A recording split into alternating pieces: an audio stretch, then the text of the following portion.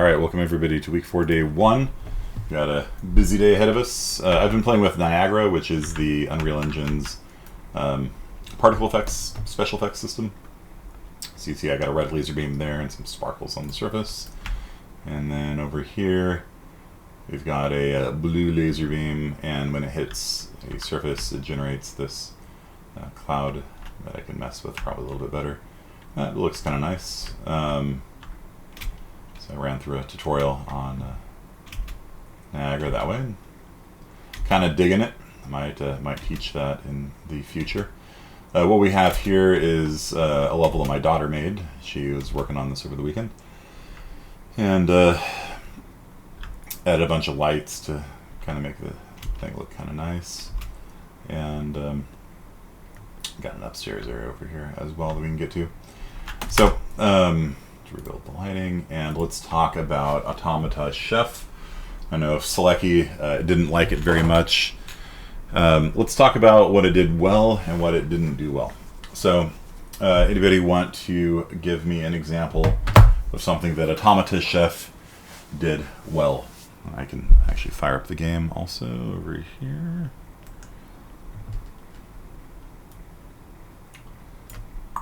Oops, where'd you go?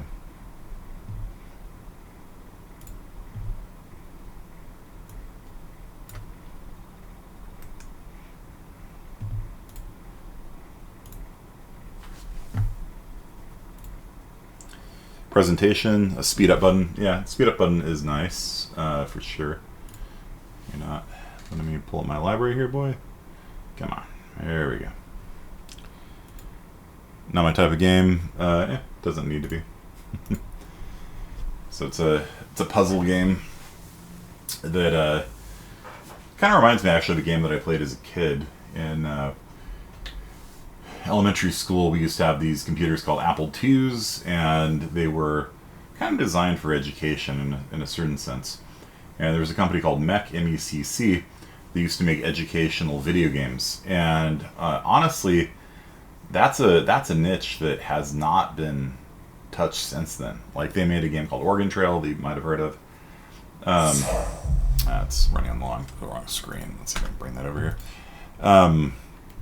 But they made a lot of games. Like, my library had a big binder filled with all the different mech games, that MECC games that, let's see if I can pull this over a full screen. Let's do windowed. Okay, snap. Can I move you? There we go. And so one of them was actually kind of similar to this. You would have these conveyor belts and things that move along them. And rather than making food, like objects of different shapes and things like that would go on it, and they could be used to like activate different keys and open doors and things like that. So sort of similar, not exactly the same game. So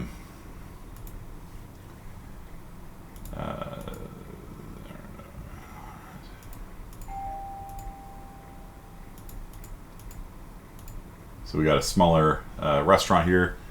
And then you've got these tools, and you use the tools to build an assembly line to create food and stuff like that. So, 1 second, I think somebody's at my door. Why would kids play educational games when they could play Fortnite? Yeah, it's something that really bugs me, because like I've gone onto Steam. Steam even has if you go onto the store. On Steam, you can, I was looking at that, it kind of looks interesting. You can go onto the store, and there are categories, and one of the categories is educational somewhere. Let's see where to go. Categories. Adult only, no. Player support, no.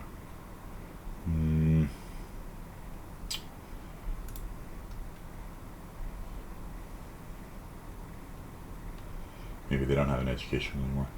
But I actually created a little playlist of games for my kiddo.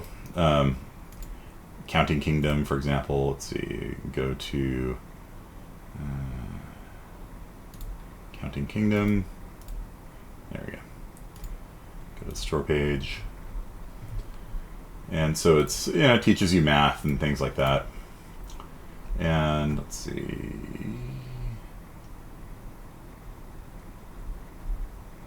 Yeah, doesn't even have an educational tag on here. It's unfortunate. So yeah, it's really annoying because like I try going on Steam and buying, you know, these games that like I played as a kid, like Oregon Trail and Number Munchers and things like that. Let's see if they have Number Munchers on here. Murder by Numbers. What is that? And it's like a logic puzzle or something. Yeah, it's just like there's this, I don't know, to me it just seems like there's this huge like market demand. Like there's a lot of kids that would like to learn, you know. Nothing more family friendly than demon murder. Yeah. There's a lot of kids that want to learn, and you know, there's a lot of parents that want their kids to learn and would kind of prefer their kids learn something rather than playing Fortnite. Sure, like I played a flight simulator made by Mac, maybe by somebody else, that explained like flight mechanics and stall speeds and things like this. Mac also had a game where it was simulating a fish in a pond, and the bigger fish would eat the smaller fish, so you'd lie low, or you'd be up at the top. Not too intricate a game, but it taught me about fish and ecosystems and things like that, and what each kind of fish would eat. Pretty basic game, really. Run away from the bigger fish, eat the smaller fish is basically what it boiled down to. But there was a game, like I said, that was like this, that had conveyor belts and things like that, and it was a big, complicated world with logic puzzles and things like that, and you know, you would have to do ands and OR gates and things like that to solve the things in the world. Number Munchers and Bomber were math drill and kill games where you would solve math facts, essentially addition, subtraction, multiplication, division, as quickly as you can to get good at it, and then you're rewarded by the fact that it's also a game. In Bomber, the more ammunition you would get based on how well you did on the math quizzes. So there'd be a math quiz, and you play this side-scrolling shooter game where you're playing a thing, you drop bombs and shoot people and stuff like that, which they probably wouldn't make for kids these days under the premise that it would create kids who'd go out and fly B-1 bombers or something, I don't know. So this kind of reminded me of that. It had a bit of that feel of it, of, you know, sort of a logic puzzle kind of game. Math Blaster, yeah. Where in the World is Carmen Sandiego, yeah, another classic. And just like basically nothing's been made since then. Like it's a huge, ed tech is like a huge field. Like you can get a master's degree in ed tech. My mom did. She got a master's degree in educational technology, and it's just mind blowing to me. Like nobody's made like an educational MMORPG. I submitted a grant for that once. I submitted a $5 million grant to fund a MMO that was based on education. That there were different areas, and the different areas would teach you different things, and as you did them, you would acquire skills you could use in the MMO and things like that. So if you cleared the bio level, you would gain healing, and if you cleared the algebra level, you'd gain some sort of attack or something. And so there'd be a game, but also learning and lessons and things like that in it. And the government's like, nah, not interested. It's been a long time writing that grant, too. So most of those games are paid subscriptions. One of my little cousins is playing games to help with school. Yeah, there's like IXL and things like that, ABC Mouse and things like that, but they're all pretty terrible from what I've seen. I don't know. Like, it might just be nostalgia speaking, but it really did seem like the 80s were sort of like a high point of educational technology, and we sort of neglected it since then. I don't know. Okay, so let's talk about what you didn't like about the game. So what do you not like about Automata Chef?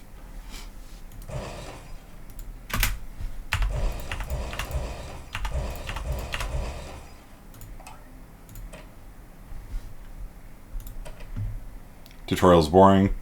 Yeah, the tutorial doesn't allow you any freedom of doing anything. Like you just have to click here and click here and click here, and then when it dumps you into the first level, you're just kind of like, oh wait, how do I do this? You know, like there's this sort of like steep, like it's like really easy, then it just jumps up in difficulty. And I'm sure most of you guys tried to use the same machine to make the burgers. Keyboard controls not well explained. I don't know. WASD to move, E and Q to rotate. I mean, that's about about it, I think. So we need, where is this? Okay. We need to dispense some bread slices.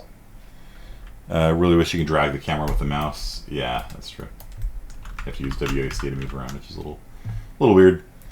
And then you have to hook up a robot to it. I was trying to figure out the robot, like, for some reason, like, it wasn't just like moving things. I don't know. So let's try that. So does that make toast?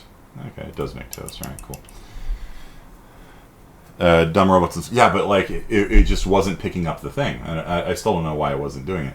Like it was set up the right way, just like this, but it just wasn't. It just wasn't activating. I don't know. Like it just, the thing was here and it just wasn't picking up the thing. And then I messed around with it until it worked. And then we have a dumb robot. And we rotated that way. Yeah.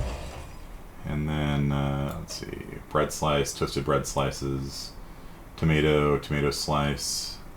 So that needs to be a tomato, which goes into a food processor maybe. It's not exactly clear what, like it would be nice if it said you need the grill for this one, you need a food processor for this one, right? And then that will, I guess I'll just run it forward or something. You need to be tomatoes, like that. Okay. You have to really experiment to figure out your options. Yeah. Yeah, and you can't like reuse components, which is kind of annoying. Like I was trying to make like cheeseburgers and burgers using the same machine, you know, to cut down on cost. Like it'd be nice if I could make a burger and then just have an optional, like put a slice of cheese on it, but I don't think you can do it. I think you just need to have a separate assembler for burgers and cheeseburgers, which kind of annoyed me a little bit. What else we got here? Tomato slice, lettuce. All right. So I can probably optimize this a little bit by just moving it forward. There we go, and another dispenser here for lettuce. And then we need bacon strips. Might be able to combine this in a clever way. Oops.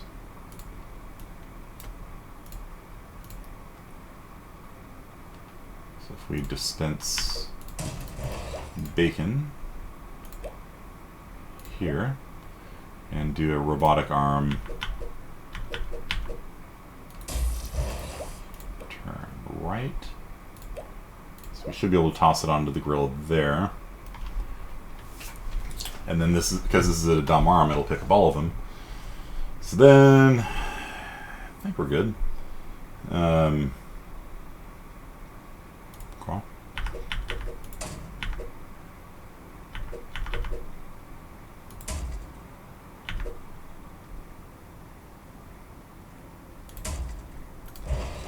And then we will have a dumb arm this way and an assembler this way. And then a dumb arm this way.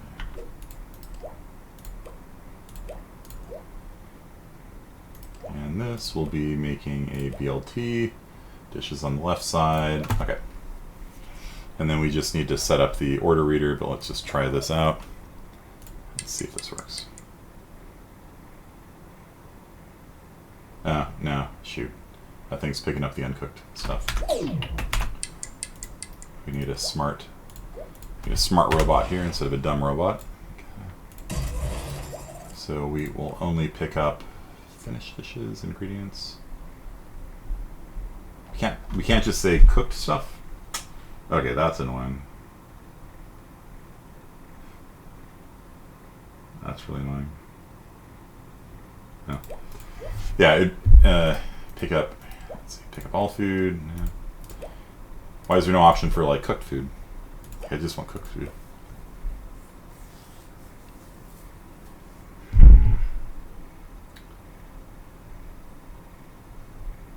How hard would cooked food only be? Yeah, it's finished dishes. Unfortunately, aren't this, so it won't pick up cooked food. So yeah, there it is. Such is life. It's Automata Chef. It feels like a fun little logic puzzler, but at the same time, it's like, it just needs like a little bit more to like really get me fired up on it. It has promise, yeah, but just things like that, like they have finished food as one of the options. Why not cooked food, you know? And you're gonna make me do 2 grills and nah, like it's just, I'd probably play Overcooked instead as well. Yeah, Overcooked is basically a multiplayer version of that game without the automation stuff. Or Infinifactory or Satisfactory or any of these different factory games that are a little more involved. There is a company that makes computer science educational games called Zachtronics, and this company, Zach, the guy who makes it, really cool dude. I've traded emails with him a couple times, and he actually gave a free copy of all of his software to the school. So, if we ever go back in person, we have the lab machines have Shingen.io and TAS 100 and all these games installed in it, and these games are actually really good. If you're like a computer science person, and you're like, yeah, you know, maybe someday I'll take CSci 45 assembly programming. Guess what? You know, you're doing assembly programming, and so it's kind of fun. Shingen.io and TIS 100 are both assembly programming puzzle games, and they're really fun and hard and brain melting. And yeah, so I don't have this one. When did this come out? A couple years ago. Huh. Interesting. Looks kind of like Space Kim a little bit, huh? Interesting. Yeah, so Zachtronics, I can highly recommend. Computer science, my former major. Yeah. Factorio, yeah. Okay, so that's our game design component of today. Let's move on to Unreal Engine because we got stuff to talk about. All right, so we've been doing materials and material accessories.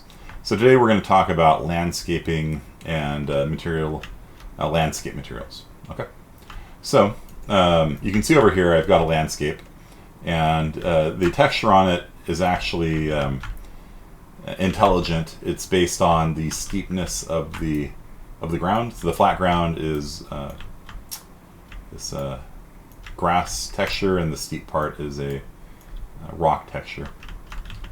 And you can see it's got a normal map on here and stuff like that too. There's also some foliage that is automatically generated. Kind of looks bad because it kind of fades it out too far away.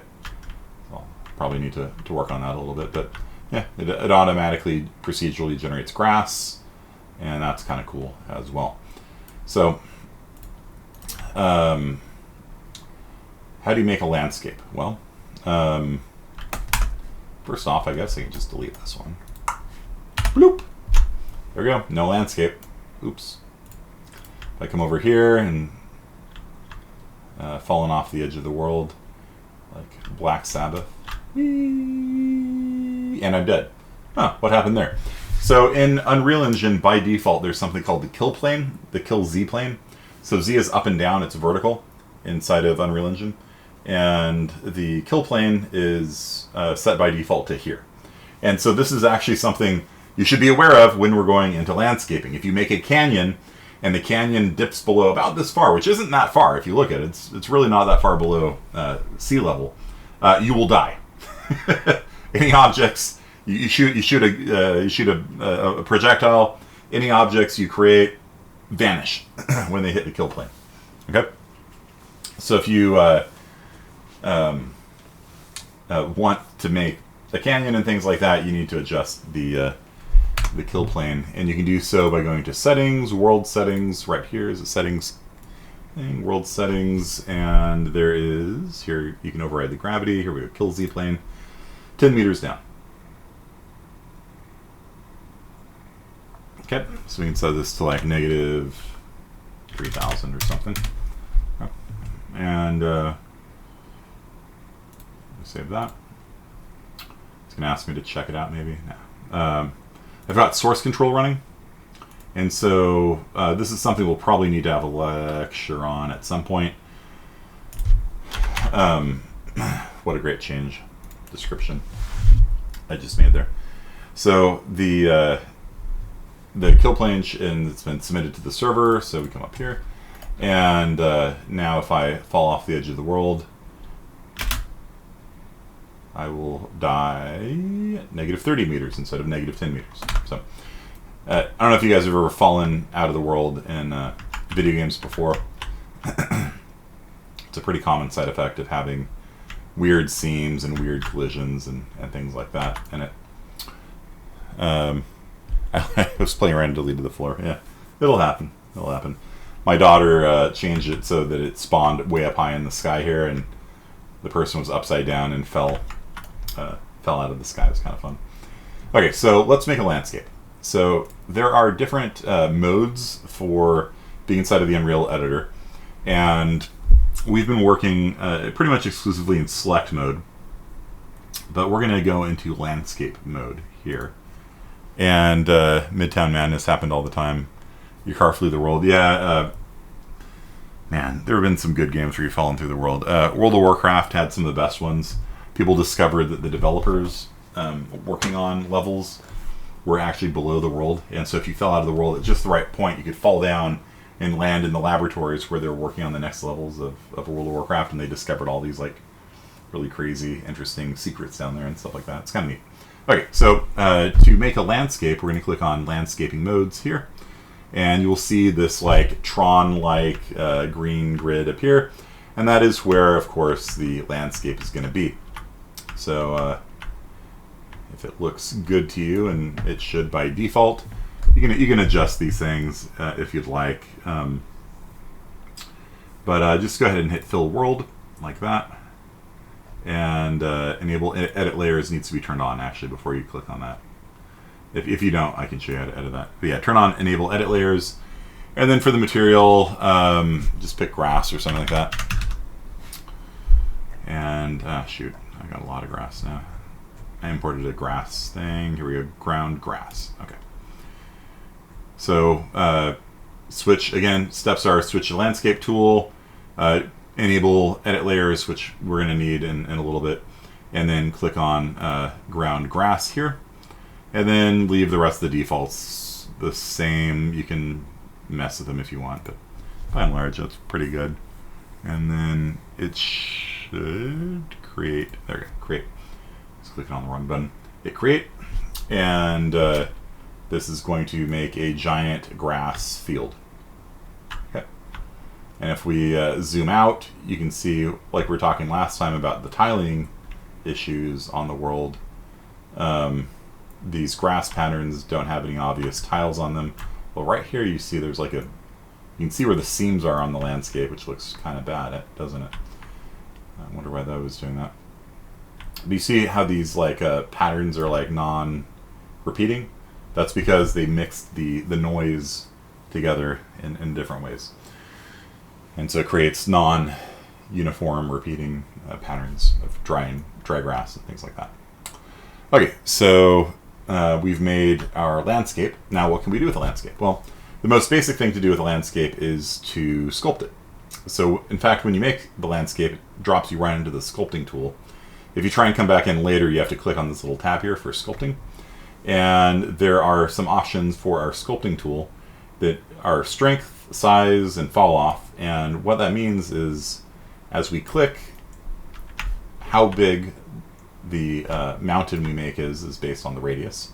We can click and drag that down if we want. We can make a tiny itty bitty little thing there. Mess with it that way. The strength is how quickly it moves up. So if I drag the strength up to 1, thing will more quickly move up. If I drag it down, it won't go up as fast. Okay. And then the fall off is the shape on the edge, how steep the fall off is, and you can choose different fall off levels and things like that as well. So,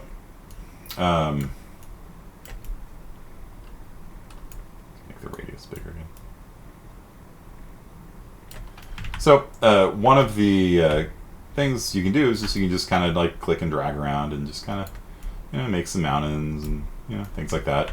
They're all going to be highly weathered looking mountains by default. You get these mountains that kind of look like blocks of taffy or something. Like they don't look especially realistic. At least if you're from the west coast of the United States, if you're from the Appalachian Mountains that are a little bit more weathered. The Appalachian Mountains are actually a really old mountain range. Like they predate like mammals existing. Like the Appalachians are really old. Or if you go to Guilin in China. Let's see here.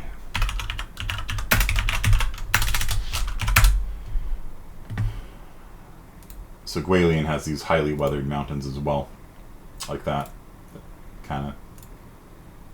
See that? That's kind of what I was going for with that. Anyway, yeah, you can make these like highly weathered looking mountains that way. There are better ways of making mountains. Let's see, there is alpha, and then if you use alpha, it'll whatever pattern you have here is the pattern of mountain you get. So the white is where the mountain comes up and the black is where it doesn't come up, so you can make kind of cool shapes like that.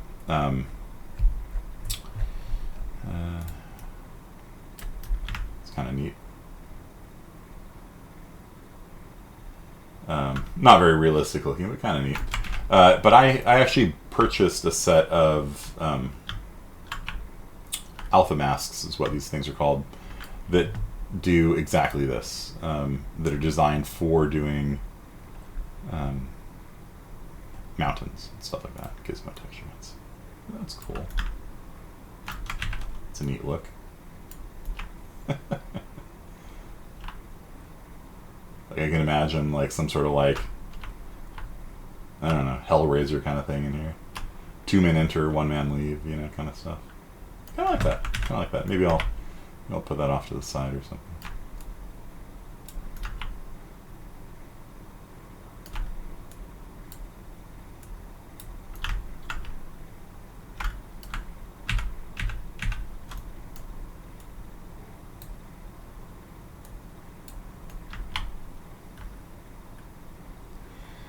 Look, it's Fresno. Needs more smog to be Fresno. So let me show you how that whole process works. Let me save this. Check out the assets. Again, I'm connected to source control, so I have to check it out from the server, and then when I'm done with it, I submit it back to the server like that. And now it has been, you give it a fascinating description of the changes you made. And then the thing freezes while it uploads. So let me come back into Epic Game Store and show you kind of how you can like add assets to your world. So if we go into Unreal Engine and go into Library, this has a list of all the different assets. By the way, purchase the Marketplace.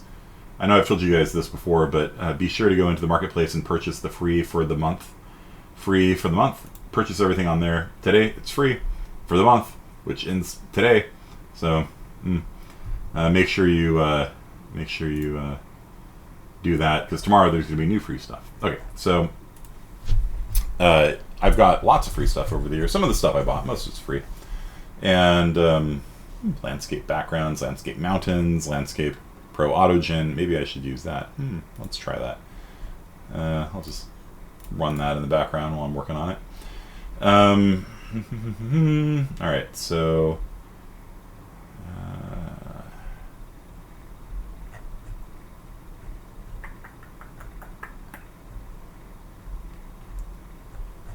way too much stuff in here, don't I?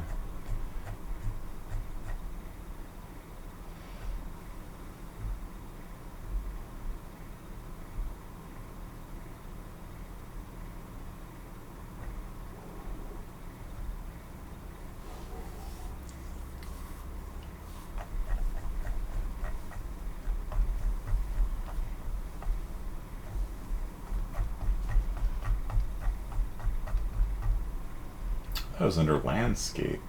Landscape mountains, maybe? Is that the same one that I bought? Explore high landscapes? No. No, not that one.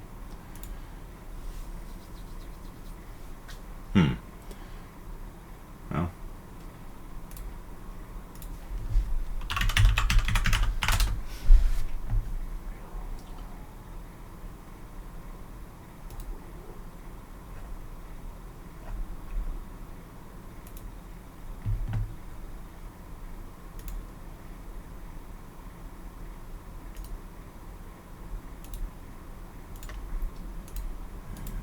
Come on, real. You can do it. Search for me. Okay, let's relaunch it, I guess.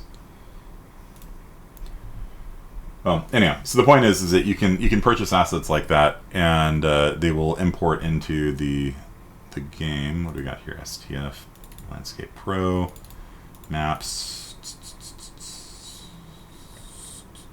Environment, Landscape. Landscape ground adjustable. Let's try that.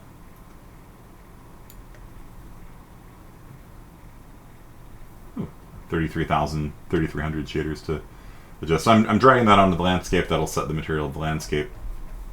Let's see what that looks like. Come on, Epic Game Store. You can do this. I'm trying to relaunch it.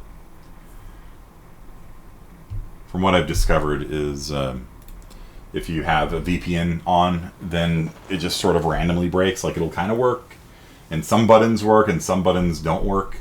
For example, you can purchase the assets on the marketplace by clicking on the little icon for purchasing. Like, you can heart things, you can add to cart, but you can't click on anything, which doesn't make a lot of sense to me. But yeah, searching doesn't work, for example. For landscapes was auto landscape. No, not that one. Stylized landscapes, landscape material.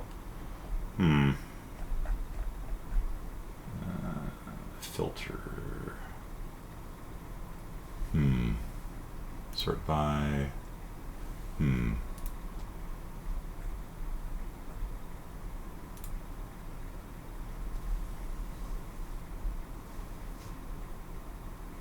There's a lot of people that have made automatic landscape materials, and they can sort of automatically generate.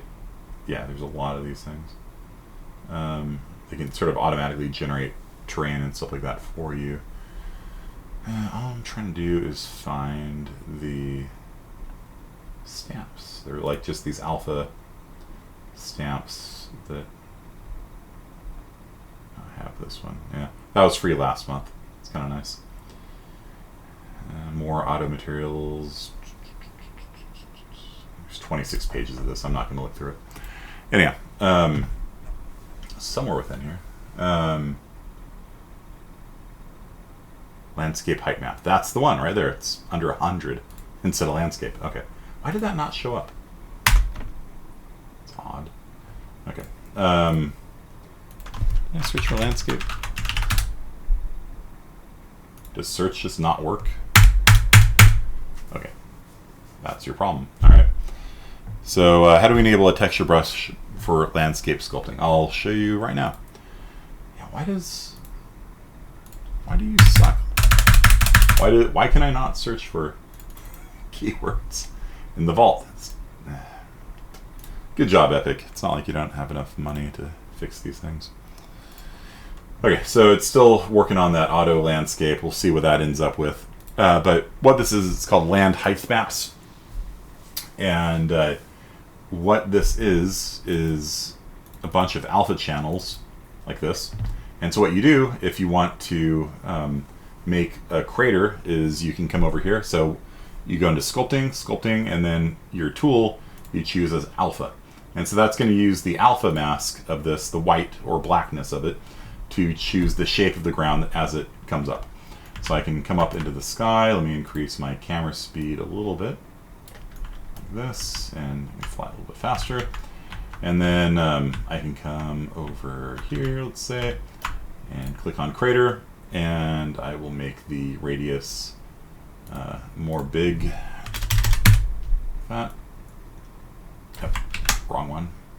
So I'm gonna switch the alpha mask to crater 05, and then you can see it makes these really nice, sort of realistic looking shapes and things like that. So.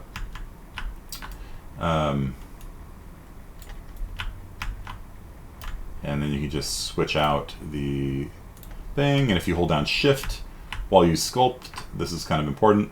If you hold down Shift when you sculpt, it lowers the terrain instead of raising the terrain. So you can create all sorts of interesting terrain effects that way.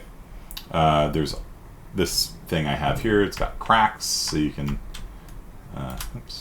do so to be the crack-a-doom. And so you can make canyons and things like that. It might be a little too strong. But you can add cracks and crevasses to the world and things like that. If you want to smooth it out, if you don't like how lumpy it is, you can click on the smooth tool and you kind of smooth it out like that, and it'll look like tofu again. I actually kind of like the more angular look on it. I think that looks just a little bit better. Maybe this could be smoothed out a little bit. And let's see here. Let's go back into the select mode. Click on the landscape. Did it switch out landscape? It did not. Okay. So I wonder what it was doing when I dragged it out. It didn't seem to do anything. Let's see here. Environment, foliage, landscape, landscape, ground, adjustable.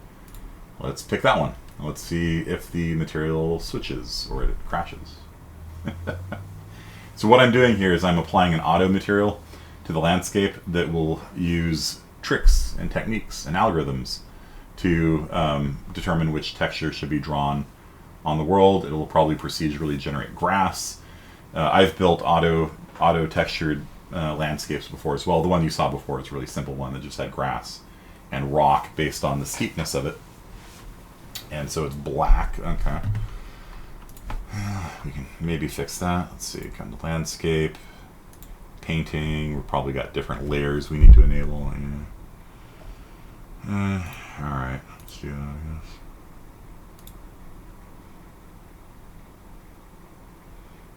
No guarantee this is even going to work. I haven't tried this before. I'm doing it live. Frozen? Of course it is.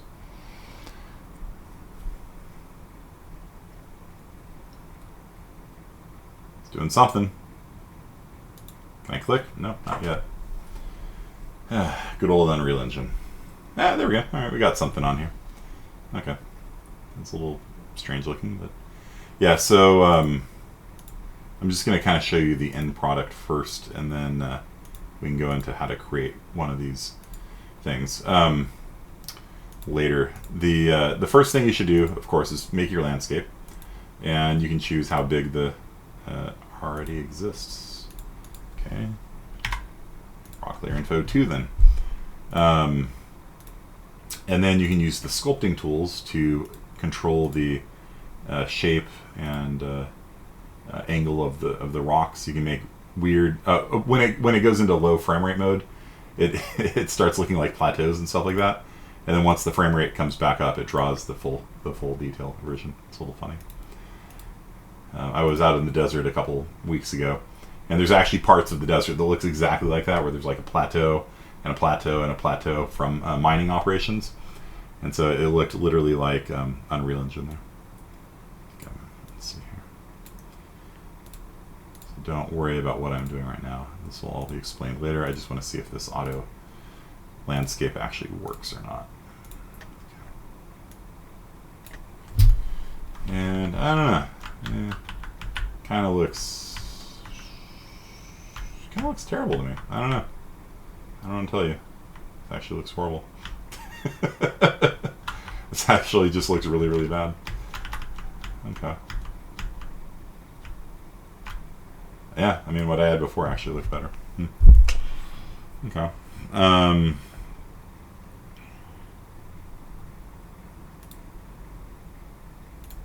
we'll try this one here. Different one. It's gonna freeze up again. Yes, it will. Okay. So, oh, no, there we go. Yeah, it looks a little better, I guess. It still looks horrible. It's a little better, I guess. A little better. Got grass on it. It's nice. That's a good starting place, I guess. Okay, so let's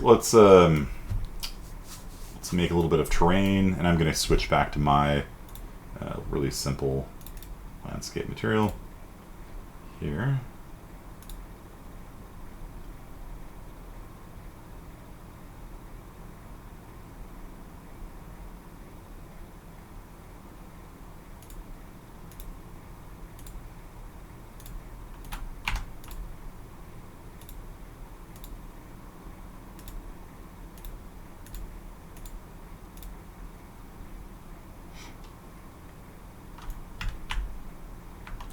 Black, because I have to delete these other layers now.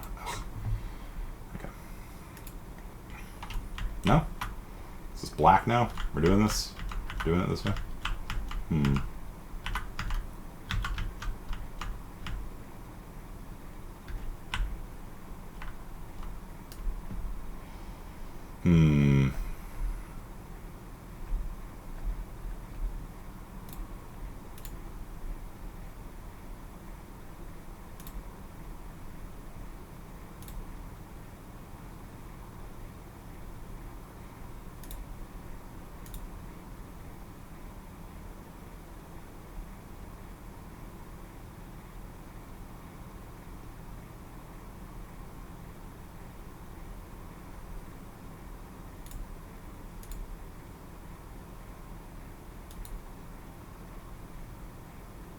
There we go. Alright. Okay, there we go. So we have here a very simple auto material that generates grass when it's flat and rock when it's angled. Okay, so first step is we make the landscape. Second step is we can use alpha maps and things like that to sort of make cool looking landscapes. Let's see, we can sculpt, we can erase height data, just melting it back down to nothing if we wanted.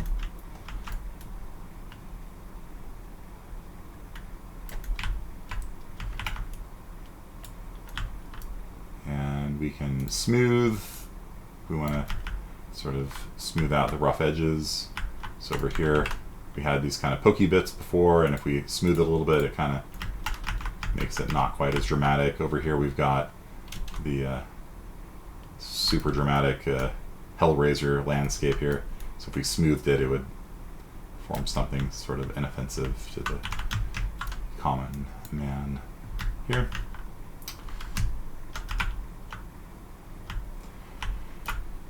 Flatten will obviously flatten the thing out so you can have the same altitude on it across the way. A ramp, you click on 2 points, click, click, and okay. Let's see how to do this. Enter. And then it makes a ramp up that way. So useful in games where you need to make sure the players can walk up a path. Erosion is kind of cool. It drips water on the surface and sort of melts it away. Kind of the same as smooth, but does so in sort of procedural fashion. So the ground kind of erodes away in a semi-realistic fashion with water rolling downhill. Stuff like that. Erosion is soil moving downhill, and then hydro is from water hitting it. So they'll form channels and rivulets and things like that. So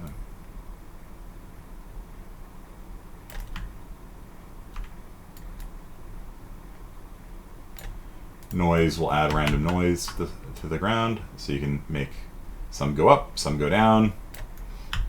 It's random.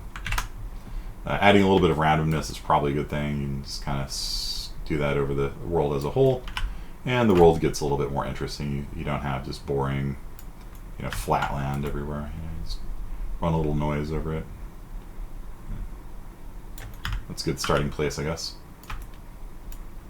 It's a little bit of detail. Happy little mountains. Right? So, little bit of noise here and there. There are no mistakes, just happy little accidents. Okay. Yeah, alright.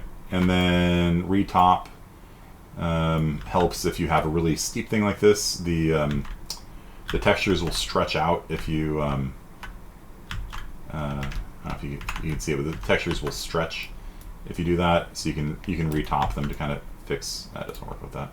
It's fine. You can hide parts of the landscape, which we don't care about. Yeah. Mirror, select, copy. Yeah, okay, so there you go. So basically you've got these tools that you can use to build interesting landscapes. I will use the sculpting tool with the alpha mask, and I'll make some mountains or something like that. Let's see here, height maps. Let's do some mountains. It's kind of cool looking. Oops, there you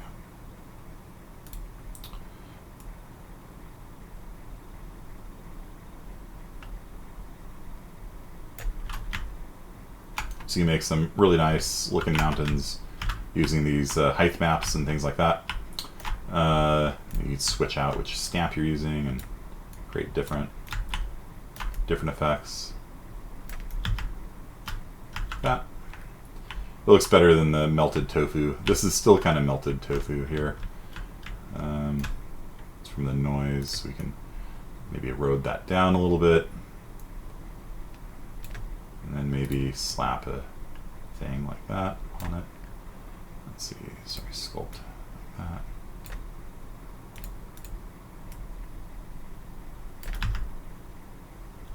That looks really bad.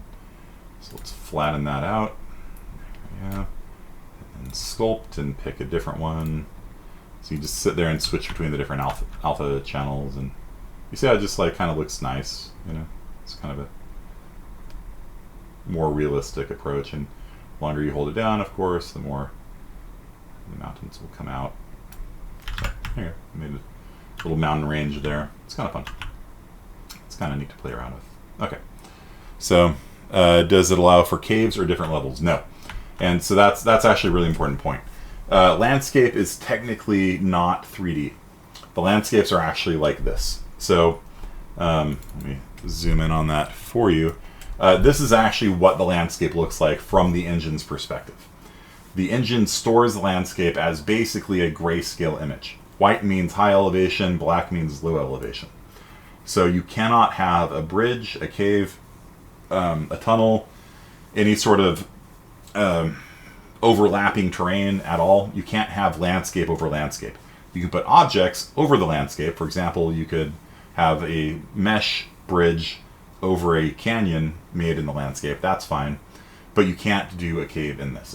It's impossible because there is a single height value for every point in the world. Every point in the world has basically a height. You know, it's got a height here and a height here and a height here and a height here, and it just basically is rendering that using the height map. And so this is literally what the height maps look like. So source control. Ooh, no. Cancel. Let's not worry about that just yet. It's going to be a big update. It freezes Unreal Engine as long as that's going. So let's just save the map right now. That won't take too long. Check out the map. Good. So do you have any questions about the landscaping process? Yeah, this is when it's in low frame rate mode, and then they'll snap back once it goes up to high frame rate. So it's kind of cool. You can very quickly make nice looking landscapes. It's the texture that's holding us back here, really. Yeah, this is not too bad. It's not too bad. If we had a better material on here, then this would actually be a fairly decent looking thing. And this area right in front of us, I'm going to add maybe some rocks or something. the radius down. Just going to add some detail to the area right around our spawn point so that it looks a little bit interesting.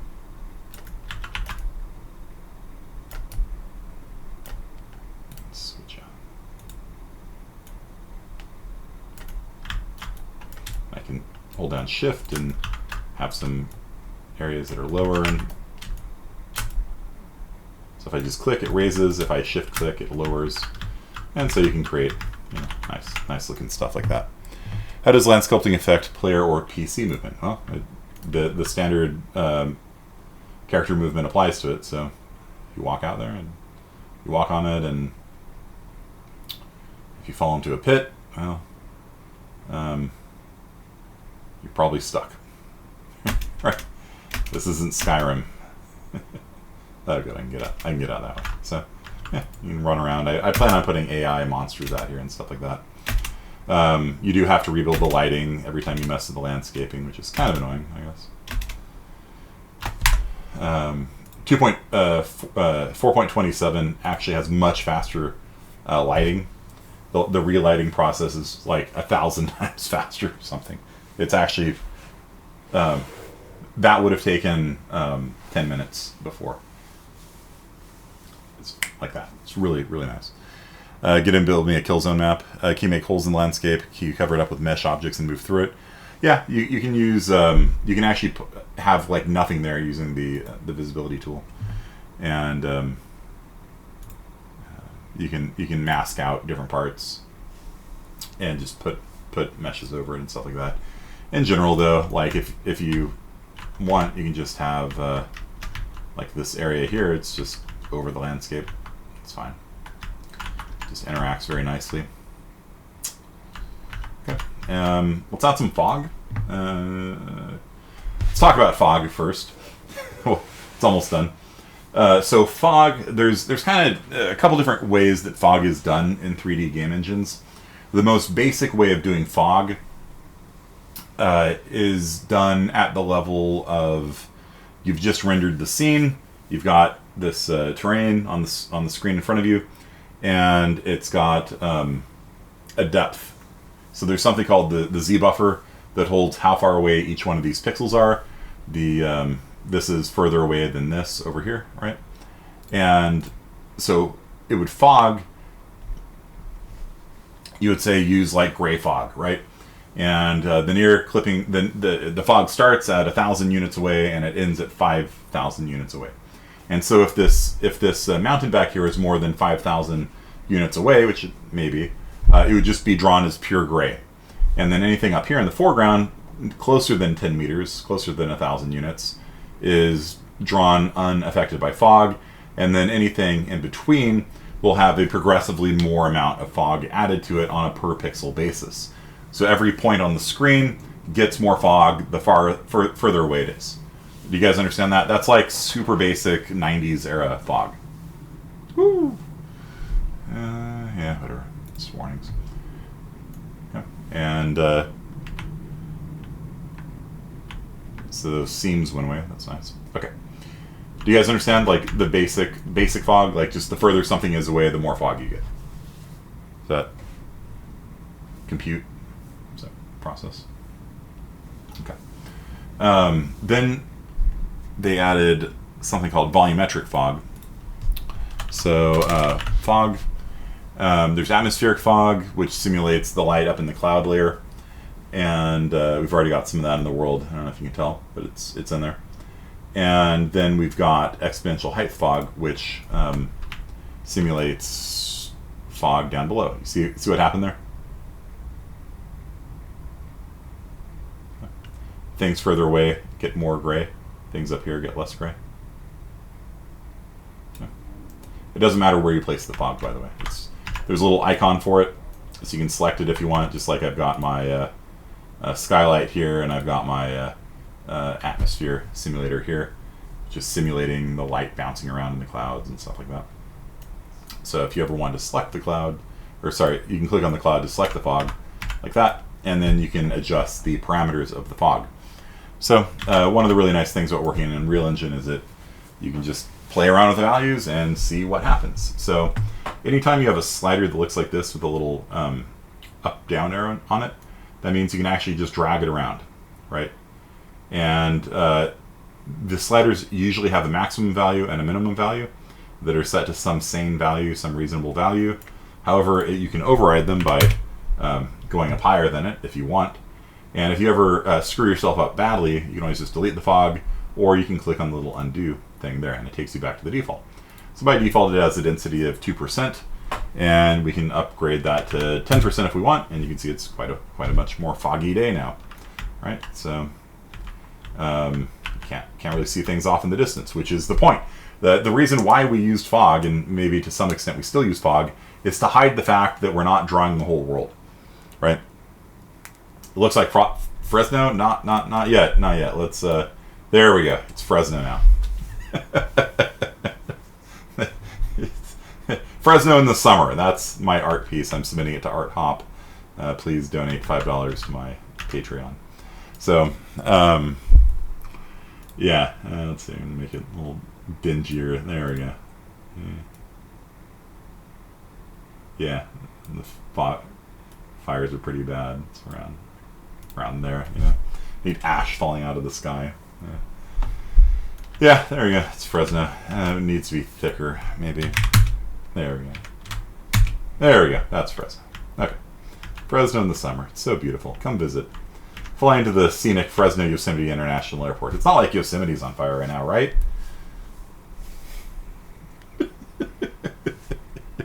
Needs a little more trash. We can do that some other time. We can make trash blowing around the place. Getting that true Fresno aesthetic, yeah. Anyway, so yeah, you do that by dragging out an exponential height fog, and then you can play around with the density, and you can drag, just basically drag these things up and down. You can kind of see, all right, is it low-lying fog? Does it go all the way up? How does this thing work? This is a little weird looking. It's kind of like low-level fog.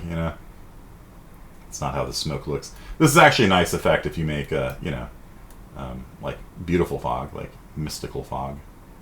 It's actually nice. Tule fog, that's how Fresno used to be. Fresno used to get this thing called Tule fog, where in the mornings you'd have this low-lying fog that would hug the ground. It came from all the moisture that was in the ground, which doesn't exist anymore, as far as I can tell. Yeah, so that you can make a nice low-level fog that way. Like I said, all of these things are you just play around with them. You just kind of like drag them around like this, and until you get to a point where it has the atmosphere and emotion that you're looking for. So video games are all about emotion, right? The feeling. Fog's max opacity, 10%. You can cut down on how much it hazes things over.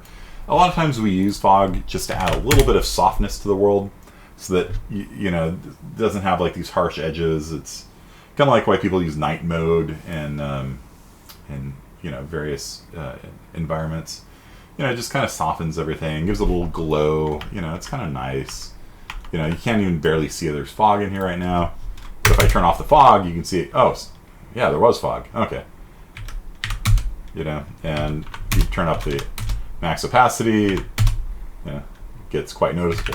But just like a little bit of fog like that, like if I turn it off, you can see the difference. But when it's on, like you can't really, like you don't really notice it, because the human eye, we're just used to there being a little bit of haze in the atmosphere, and we actually, it's actually nice because it's used by the human eye and the human brain, I should say, to determine how far things are away. So the more haze there is, the more something is away.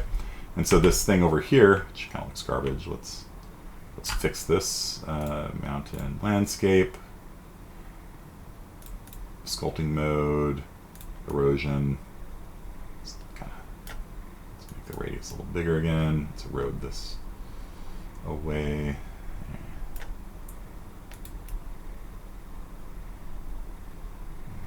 Smooth it out a little bit. And so the human eye is used to there being a little bit of haze in the air, right? And so we actually use that to do depth perception. So the fuzzier something is, then the further away it is. And so it's actually very useful in a video game, even in a situation like this, where you can't even you don't even really perceive the fog. to do depth queuing, to let people know that there is that thing back there is further away than things over here. Okay. Starting distance. Let's see. Drag that around. Let's see.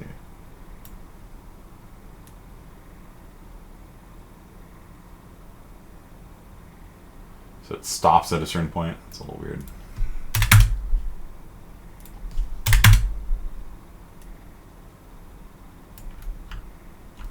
Yeah, so you see how this area here isn't fogged at all? So you can have the fog start at a certain point, and then you can use that to sort of tell people where, you know, things are. Probably lower the intensity a little bit, so you're not really so aware of it, but yeah, so you can, as you get closer to things, you see the fog, you know, kind of rolls away from you and things become clear. So, yeah, fog is actually really important. You always want to have fog in a level, even if it's like this, even if it's like not really that profound, like you can't even notice it until you turn it off. But, right, like, even it's like 0.05, like it just adds a little bit to the atmosphere, so the atmosphere looks a little more realistic, and things look a little bit softer and nicer. The only time there's no fog whatsoever is like when you're in outer space. So if you're making like a space simulator, no fog is fine. Yeah, it does make it look more realistic for sure. Now, there is something called volumetric fog. So if we turn this on, let's see if we can come over here. Let's switch into game modes that hides all the icons. And let's turn on volumetric fog. Ooh. Do you see that? Off, on. Kind of cool, huh? Kind of cool.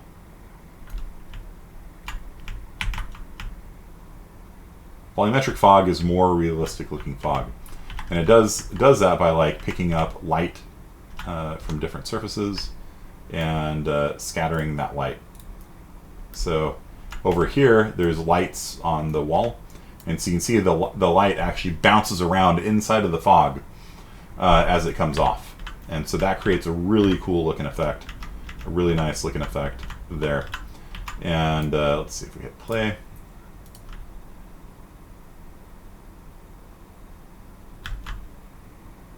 Probably, I think, interacts with Niagara to create a glow around it. Not 100% on that. Let's see, let's turn volumetric off, on.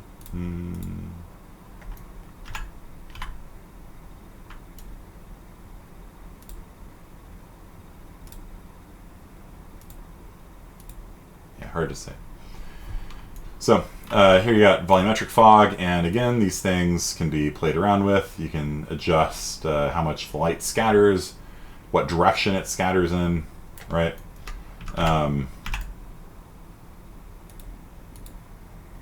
The albedo is color, so you can have it be a red fog volumetrically, so as it bounces around, it picks up colors as it bounces around.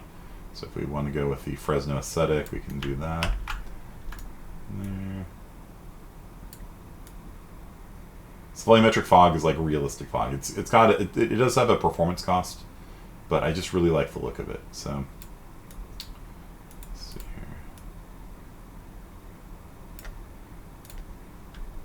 here. Yeah, stick with white. Extinction scale. Go for a really foggy day.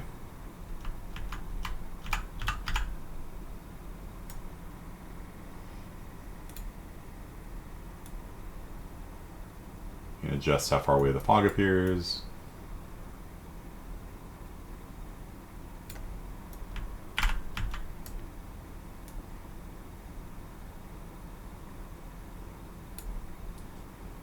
Static light scattering. It's pretty important also. That controls which kind of direction the light scatters in. Right?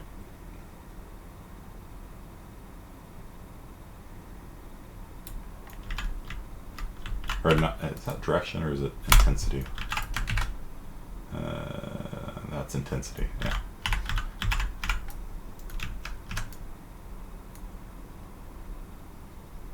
So you can choose a lot of these options, and that looks a little weird because I think some of the lights are on the back side maybe. Or I don't know. Somehow the lights are coming through over here. It's a little weird looking. My daughter added like 180 lights to this thing. It's kind of neat looking. All right, scattering distribution. Turn that back to normal. And turn this back to normal as well. Then the sun can also interact with volumetric fog. So let's crank this fog up a little bit. Visible, let's see here, where are God beams? Fog's max opacity. Save.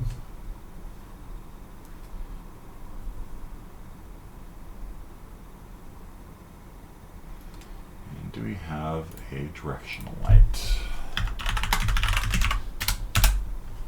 Light source, directional light source. Okay. So this is the sun. Just put it out here with everything else. So I'm going to rename this the sun, just so we can find it easier. And so this is the sun. And so what can you do with the sun? Well, a lot of things, as it turns out. You can rotate the sun. I don't know if you knew that. Look. Sun's going down, big guy. Sun's going down. Okay. So you can adjust the angle of the sun. You can, I don't think, yeah. Right?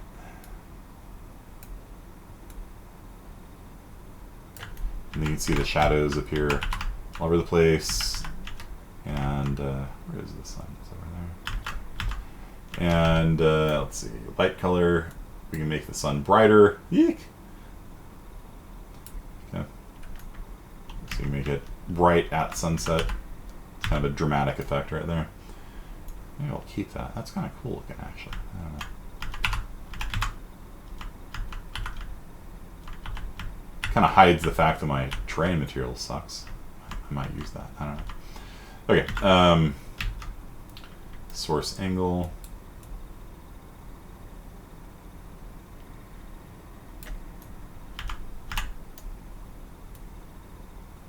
So you can see how it makes a softer shadow. Right.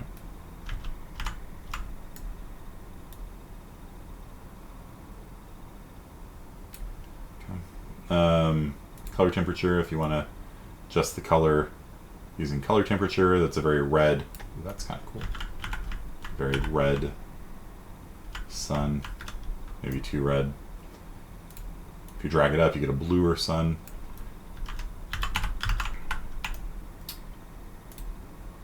Shadows, volumetric scattering intensity, so you can make it scatter more inside of volumetric fog. If you really want to blind your players, you can do that. You can turn it down, have it not interact with the volumetric fog quite as much. Still kind of a cool look. Indirect lighting intensity. Let's see here, light source angle.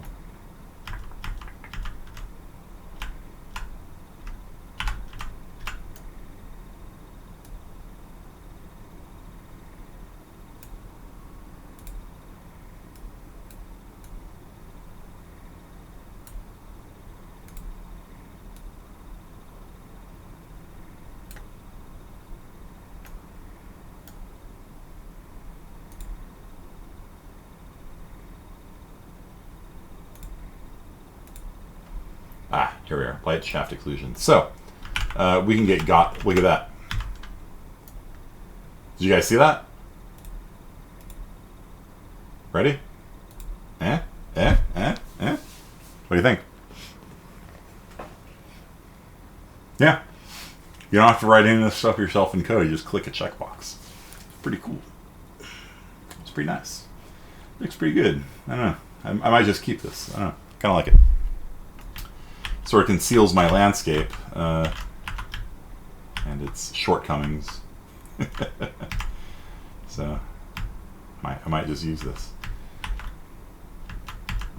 Yeah, we got God beams coming in here. So they're called God beams because the sun really should not be there, should it? The sun's really over here somewhere. So they're called God beams because if you've ever been to a church, they have service folders. And the service folders are usually like a cloud with like these beams of light coming out of them.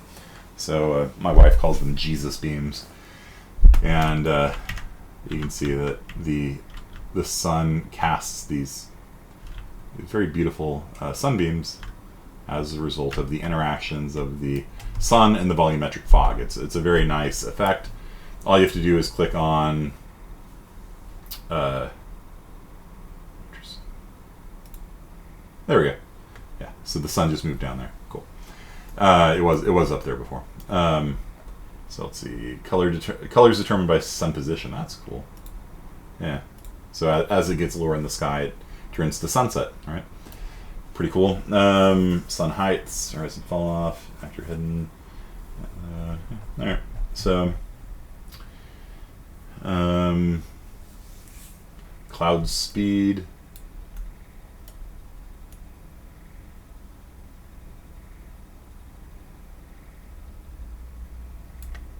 Cloud opacity. It's pretty cool. Pretty cool.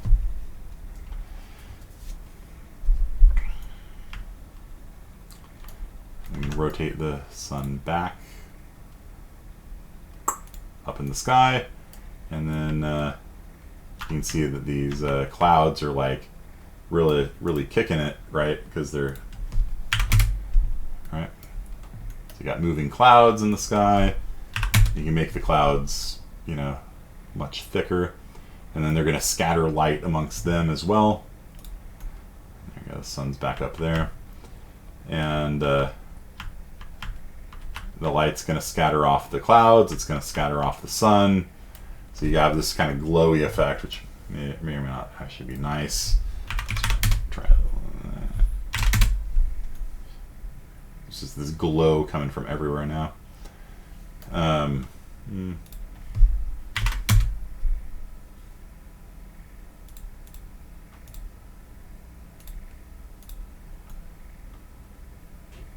It's just a foggy day. Yeah, I kind of like a little bit more clouds in the sky. Clouds are kind of cool. Okay, so yeah, if we click on the sun again, then we can adjust the intensity of the sun, color, how soft the shadows are coming off of it.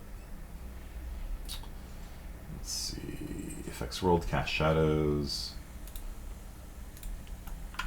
More volumetric scattering. It's a little too blindy there. Turn that down. Yep, so these are all just fun things to play with. Oh yeah, so I need to put the sun back down here. Oops, sun's down all the way. There we go. So here we got our light shafts again. And we can do bloom on them. So when you stare at it, don't stare directly at the sun. Earthworm. When you stare directly at the sun, it kind of super bright. Yeah, so that's a cool effect too, right? So, yeah. So there's a bloom effect off of that. It looks pretty neat. So if we turn that off, turn it back on, turn it off, turn it back on, it's kind of cool. So bloom is when you have like a halo around a light source. If you've got a street light at night, you might see there's like a glow around the street lights at night. That's bloom. And some video games way overdo bloom. They look really bad. Oblivion introduced bloom, and so you look at a torch and there's like this ugly kind of glow around it. It's not super nice.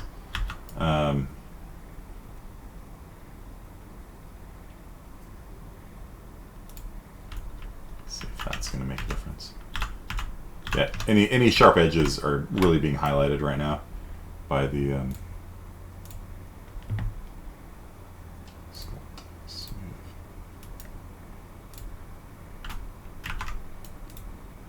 By the fact the sun's kind of low, so it's sort of making this not look great.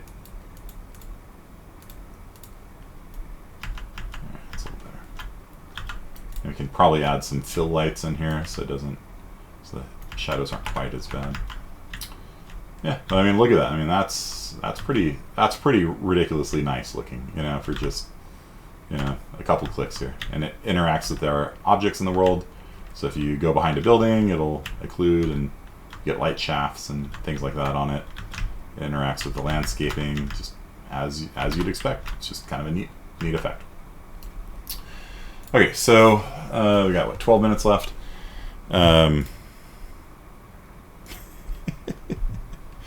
Yeah, it is maybe a little bit bright. I'm sorry for that. This load. Okay, there we go. So I'm going to leave it at that. I kind of dig that. I kind of dig that appearance. If I ever need to, I can put the sun back. All right. So I've got this thing. Yeah, maybe I do want to put it back actually, just so we can see the world. Visible off.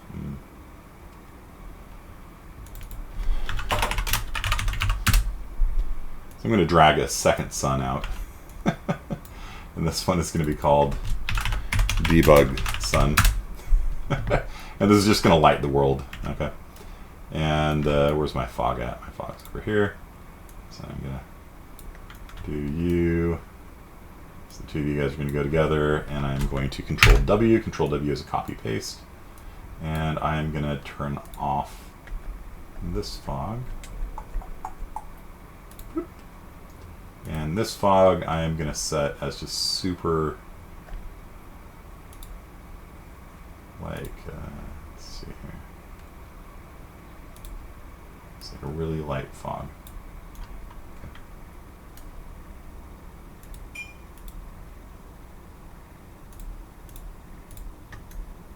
Yeah, that'll work. Okay, so you can actually have two directional lights in your world. A directional light means something like the sun or the moon or something like that. It's something that's way off in the distance. And the reason why it's called a directional light is because all the light coming in is coming in the same direction. It's so far away from Earth that essentially all the light rays are coming in parallel. They're not quite parallel, but they're pretty darn close to parallel. And so you can actually have two different directional lights turned on maximum with volumetric fogs. So that one's on, and that one is on. So we've got both this sun and that sun now. Doesn't look great. It's like Tatooine with a binary sunset or something. So what I'm doing here is I'm just going to have two different. Let's see here, visible. So I'm going to have two different sets of fog and suns. So you can just toggle between them. So this is my debug sun and my debug fog here. Let's call them that. Just so I can look at the materials and things like that. It is a little bit overexposed right now, isn't it? So let's see here.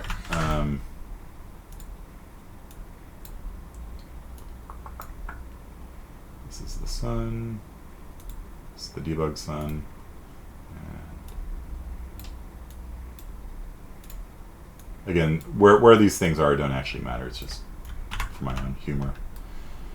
So for the debug sun, I'm actually going to turn down the intensity a little bit, so that it doesn't blind us anymore. So there we go. So we got a nice, you know. So now this is going to let us look at our landscape. Okay, so we're going to make a landscape material. So the basic way we can do this is using, I'm going to call this one, I'm going to make a new material like we did before, right click, and I'm going to call this one IS50A landscape material, which is right here. Double click on it, and if you want to assign it to your landscape after your landscape's been made, then you can just click on the world like this. By the way, don't move it. If you move the world, you're gonna have a bad time. My daughter moved the world, and then everything got screwed up. So you can just click on the landscape though to select it, and then you can just assign. You can drag over the new landscape material you made to the world like that. And you will get blackness or something, or test materials or whatever. So it looks pretty bad because you don't have any. It's like black plastic, right? Makes all the flaws in my map making skills apparent. Let's see. all this stuff is just mostly noise over here. That's a nice little bit right there. Okay, so let's make a landscape material. So double click on landscape material, and I'm going to snap it over to the side over here so we can kind of view what's going on over here with it.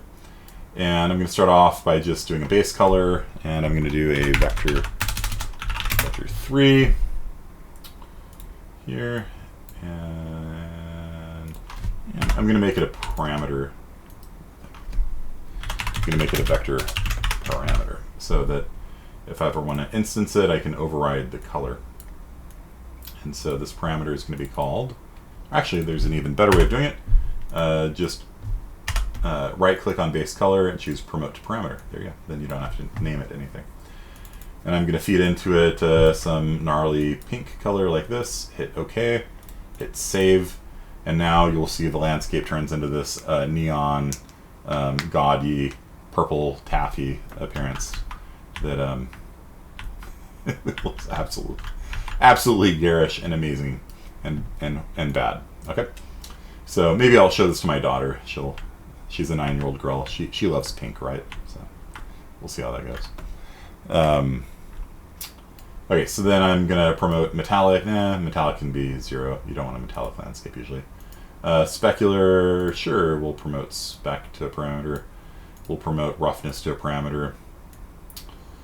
And spec, I'm gonna set minimum 0, maximum 1. I'm gonna default it to, I don't know, 0.6 or something. Roughness, minimum 0, maximum 1. I'm gonna set it to 0.7. Hit save and apply. And you'll see that, did you see how the shininess just kind of went away? I made it a lot rougher. So the thing isn't nearly as shiny plastic looking as it was before. It's a much rougher surface now. It scatters the light more. And then the rest of these I'm just going to ignore. The normal map, we should probably get something in there at some point. But what I want to teach you guys is how to do what's called a world aligned blend. So that is how you can have parts of your map be one texture, and then when it's steep you get a different texture. Okay, so do a world aligned blend node like this, and this is kind of a weird, it's kind of a weird thing, so you're gonna have to kind of pay attention to it. So we're gonna use this to lerp between two different colors. So I'm gonna just Control W this one and create a second color that's gonna be neon green. And why are you green? You shouldn't be green. We have pink hooked up to you, not green. Why are you purple? Pink? Why are you doing this to me? You're not hooked up to anyone. Okay, anyway. So we are going to lerp between these two things. And just hold down L and click. And we're going to lerp between the pink and the green and feed that into the base color like that. Oh, this because we have two parameters that have the same name. Okay. You will be called base color 2.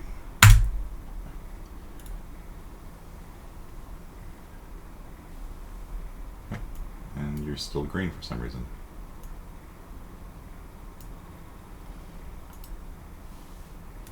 Okay, so anyway, so the world aligned blend is going to feed out an alpha, and that alpha is going to be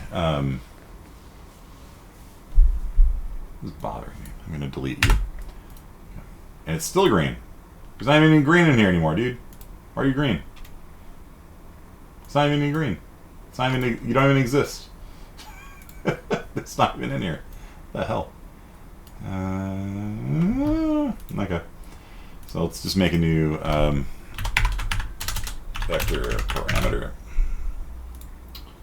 This will be called base color 2. Up to there. And just so we don't have green again, so we can see if something's happening, we'll do blue. Remember to drag the alpha up on that as well. And then the world aligned blend is going to basically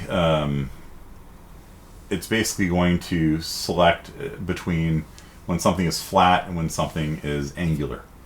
And it's weird because these parameters that it takes are actually like -16 and things like that. Like they don't actually seem to correspond to like what you would think is reality. So the world align blend is going to take in, I used 30 and -10, I guess, for mine. 30 for the sharpness, -10 for the parameter, for the bias. So I'll just promote this, blend sharpness and blend bias. So for the sharpness, I used -30, and for the bias, for the sharpness, I used 30, and for the bias, I used -10. And why are you green? There's no green anywhere in here. Okay, save.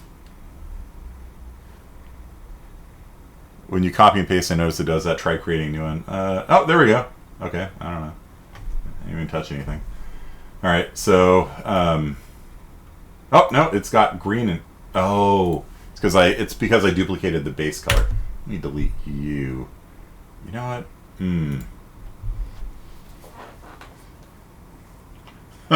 I bet it created a second copy that's now invisible or no. Okay, it's gone. Whatever. All right, let's just promote this to a parameter here. No, not you. Let's just make another one. Yeah, duplicating parameters is always a bad idea, by the way. Vector parameter, because Unreal gets very confused when you have two parameters with the same name, as we just witnessed. So let's just pick a different color. Let's do some kind of gold or something like that. Apply it, and there you go. So we can see that the world align blend is allowing us to select areas that are steep and allowing us to select areas that are flat. Okay, so once we have that, then rather than using colors, we can use a texture sample and feed a texture sample in for each of these. For example, I could just delete both of these real fast and do a texture sample, or if I wanted, I could do a texture parameter. Like that. And this will be called texture 1. And I'm not going to duplicate that one. I'm going to make another texture parameter 2D here. This will be called texture 2, and we'll feed that in, For the first texture, I'm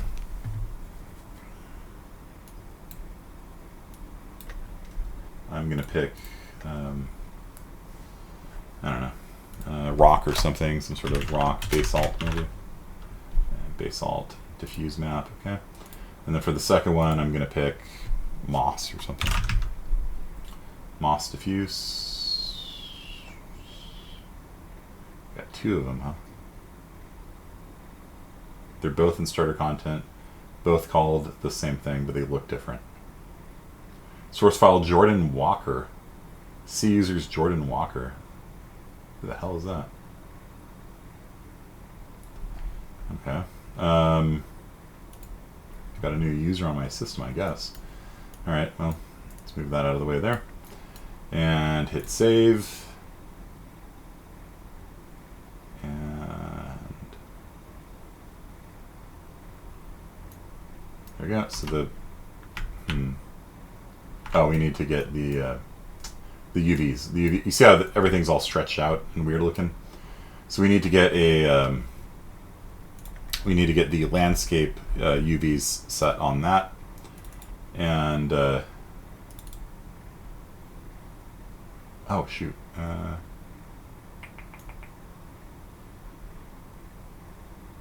Where am I? Okay. And that is with a node called. I don't even have it on here. No. Let's see. It's like a landscape texture coordinate, layer coordinates. Okay. That. And that.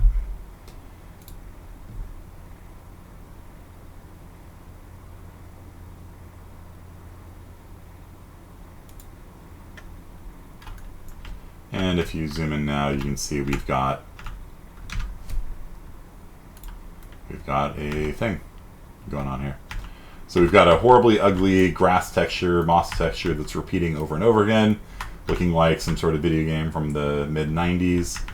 And then our rock texture is tiling over and over again here.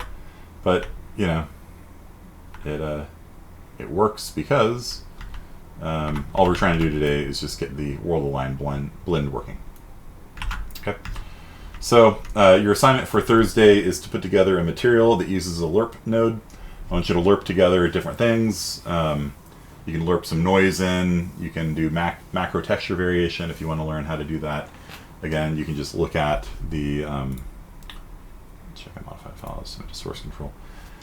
You can just look at how they did the grass textures and things like that. Might be a little bit complicated, but cracks and things like that. Yeah, okay. So we'll do that, and then we'll switch over to the 50B people. PS1 graphics, yeah. It's not a great look, and we'll improve this over the next couple classes. I think you'll be able to make a really nice looking landscape. Okay. So for now, your assignment is just to make a material using a lerp node. So mix in some dirt, mix in some extra materials or whatever on top of it. That's it. And screenshot it as usual, post it on Canvas, and if you like the looks of it, put it on Discord so that other people can give you clap emojis and things like that. Okay, so that's it for IS-50A today. IS-50B people, I will be right back after these commercial messages. Okay, see you guys.